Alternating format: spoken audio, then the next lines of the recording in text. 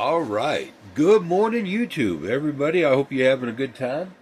I believe I know some of the stuff showed up, but I believe by messing with the resistance and the element, we calmed this little joker down. We are reading 340-ish, 335 wattage on the meter, and the coil is sitting at, let's see the red dot, there we go, right around 600 degrees. If I could keep the red dot on the element while I was trying to video this, would be better, but I really can't do that very well. I can't hardly keep the red dot on the element when I'm looking at it, so it's just the way it is. It's close to 600 degrees, y'all. So far, doing pretty good. It's not quite. It showed 600 if I hit it just right. 5 something if I was a little bit off. But the wires are nice and cool.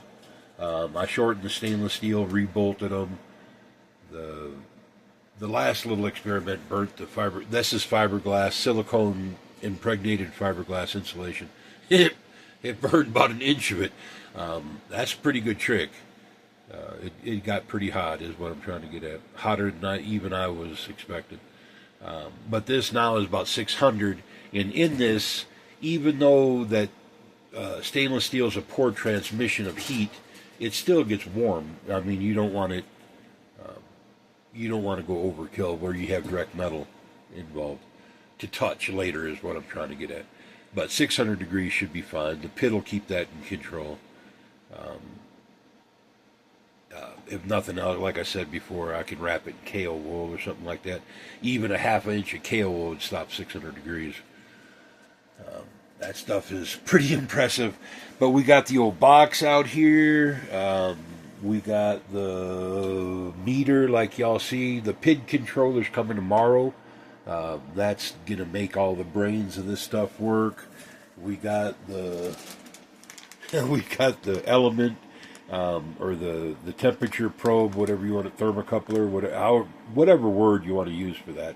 But now I know why it was 3M. I think that lead on there is about 3 meters long. About 9 foot. Now I know what the 3M stood for. Yeah, it didn't look that long in the advertisement, but yeah, it's okay. We'll tuck that up inside the box or whatever we got to do. But that was the only surprise. Everything else came perfect. The breakers are here. Little fans are here. Little fans don't even pull as much wattage is what they were claiming. So I don't think the CFM is going to be that big of an issue.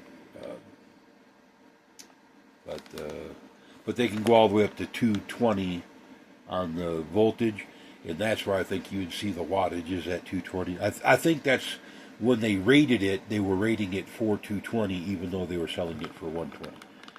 Voltage-wise is what I'm trying to get at. But works well, really quiet.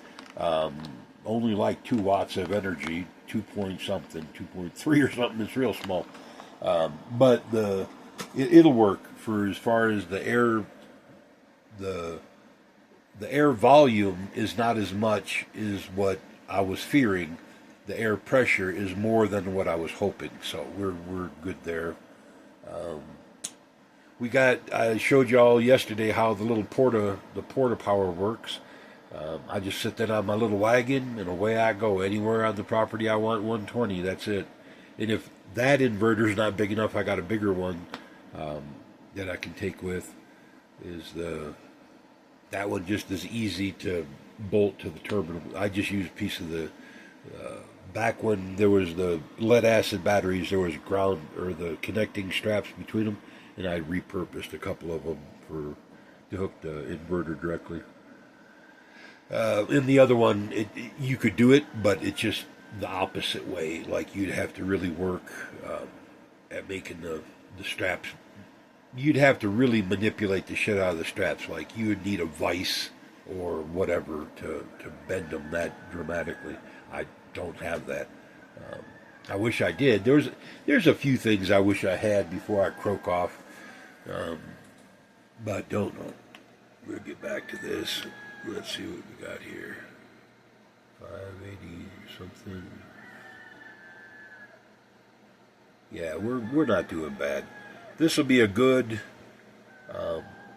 This will be a good solid replacement for like an oil heater, and it'll be dry. You know, I mean, there won't be nothing like that. Heavy, it will be heavy. I'll give it that much. But the more thermal mass, the longer it can run without. But now this is not even taxing the batteries. The 26.6 running the load. Well, I guess this one's running the load. 26.4. I thought I had it plugged up to the other one. But still the same. When if you cut the power, the batteries are going to jump right back. Watch this, y'all. If I can do it, I probably better not do it that way. There we go. Right down to 0, 26.6. Now, ain't that a kick in the pants, y'all? It's really working out good, is what I'm trying to say. But even at that little micro load, these batteries could have run that all day, all night. If it was too big, it would have moved that meter, is what I'm saying. They would have both moved at once. This is just little localized load. I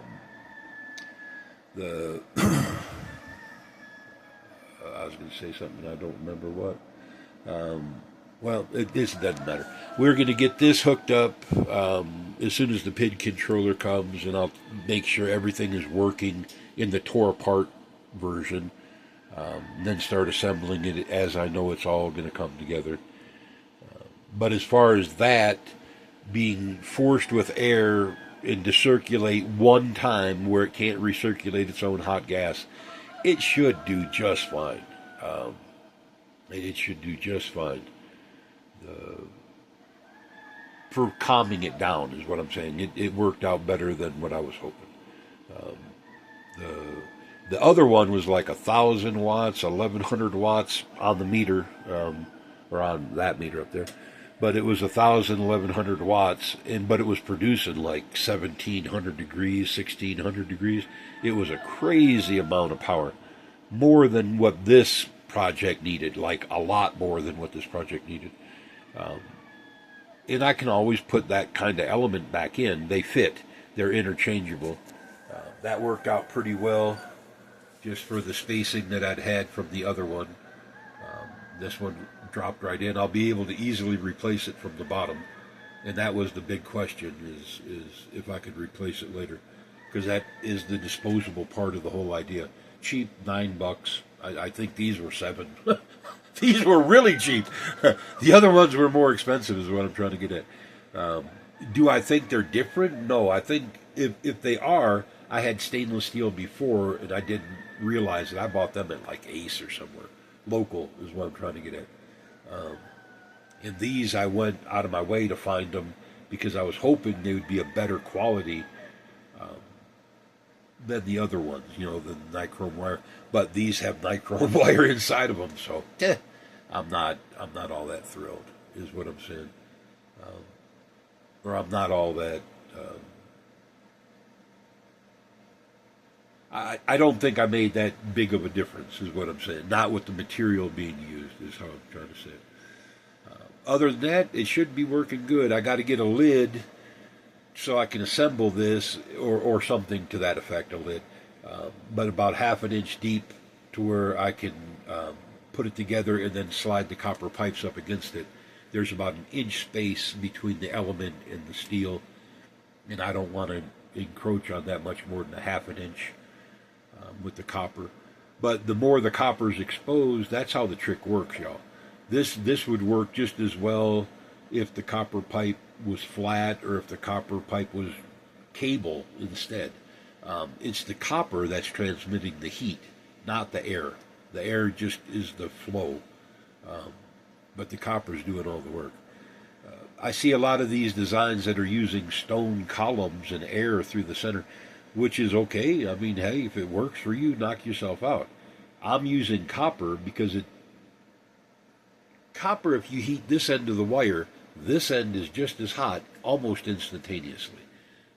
That's copper's The K transmission of copper is incredible. The thermal, just like kale wool, the kale wool, the thermal incontinent, I can't even say the fucking word. But it stops so much. It's also incredible.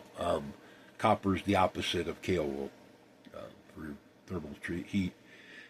Well, I'm going to call this good because I already unplugged the element. I don't know why I'm looking at it. It's not going to change a bit. And I didn't plug it back in. Okay, guys, I'm going to drink coffee, and I was just going to tell you my day is going pretty good. Hope everybody's day is going good. A little box come, boy, them are some. If any of y'all need a good quality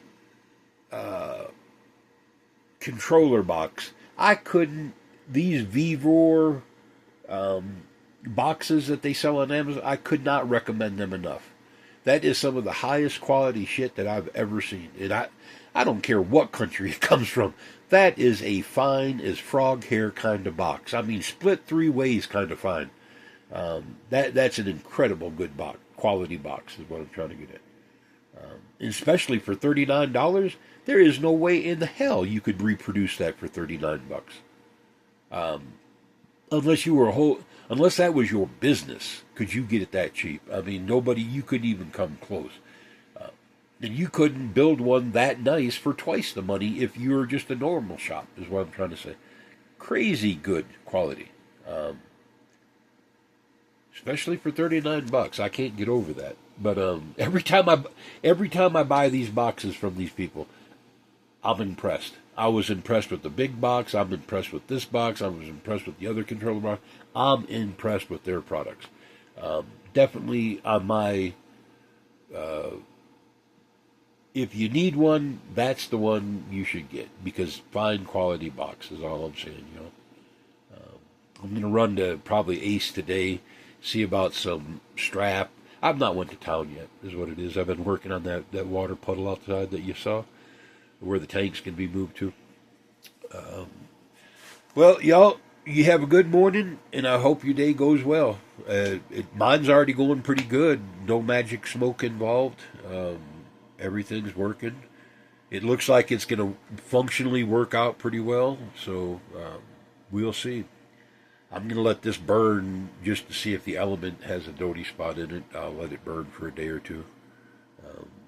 If it can handle without forced air, it'll live with forced air with no problem. But this is also like a third of the wattage. This is a 220 element burning 1200 watt or something like that. I'd have to look it up. But the resistance is what I went for. And using 120, it's only burning 335, 40 watts.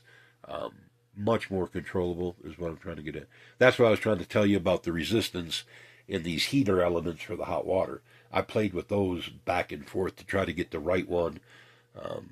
And again, when I have the money, I'm going to buy a hot water tank, that a 220 hot water tank with 2 elements, deliberately reuse it for 120 to calm its ass down, and then put in the 2 elements that I can switch on and off as needed. Because even a 500 watt load, I could run that 24 hours a day, 7 days a week, and not affect the batteries. When you get up to 2,000 watts, that's a whole different thing, because the house is pulling a nominal load on top of that. So 2,000 watts is too much, but 500, not even an issue. Like 330, not an issue whatsoever. But yeah, it's working, and and it's warm in here, y'all. It's definitely warm in here. I don't know what the floors are saying, 70 something probably, right? Oh, 82. Yeah, it's definitely warm in here, y'all. I knew I was sweating for a reason, and I ain't done much is what I'm trying to get at. But I've not let the house cool down. My dad kind of explained the radiant heat to me when I was young. In the early part of the year, you need to keep the windows open, the door, the air exchange and stuff like that. But as the winter encroaches, and ours really hasn't gotten bad yet, The cold is going to force its, like the heat is pushing its way out with saturation. Well, the cold is going to crush backwards. And it's not really done that yet. We've barely got down to 20 degrees. Somebody asked me in a comment that if I had a mini split. No, I don't. I love them. I would like to have one about 18,000 BTU or whatever, a ton and a half, kind of that bigger one, because I can run it on the power that I have with no issue whatsoever. But it's only good down to about 20 degrees. After that, you're kind of sucking wind. You're like a fighter out of breath. This is where this takes over really, really good. It's a little too much above 20 degrees, but 20 degrees and below, it should hit its place. And this little dude here should fit the bill for how low of the wattage it uses and how much energy it produces. It should work out pretty well. Because I'd like to see what that is. If it's 600 degrees when I shut it off at night, at dark, what the temperature is going to be in the morning. That does intrigue me, is what I'm trying to say, y'all. And I keep talking about aluminum tank. I have one. As soon as this water project's done, I have a 120 gallon, like 6 foot tall.